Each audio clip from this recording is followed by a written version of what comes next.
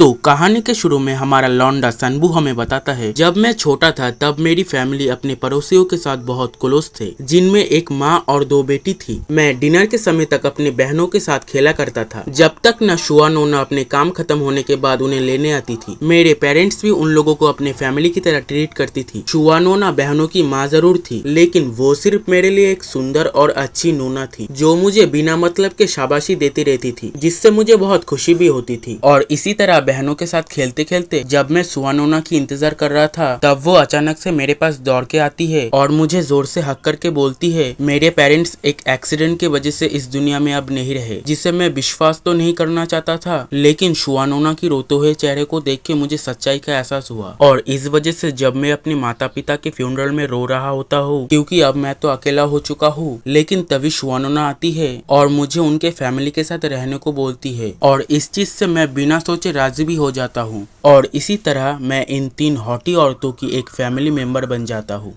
और इसके कुछ सालों बाद हम देखते हैं, रात में हमारा सनवू जब सोया होता है, तब उसे नीचे से कुछ पेन होने लगता है, जैसे कि मानो उसका घोड़ा उससे बिना पूछे ही दौड़ रहा है। और जब वो थोड़ा आंखें खोल के देखता है, तब उसे पता चलता है कि शुआ नोना तो उससे बिना पूछे ही उसके ऊपर इमीमी टेक्निक यूज कर रही है। हमारा लौंडा उनसे कुछ बोल पाता उससे पहले ही वो हमारे लौंडे की सारी चक्र निकाल लेती है और अंत में बोलती है, क्यों ना और एक राउंड हो जाए।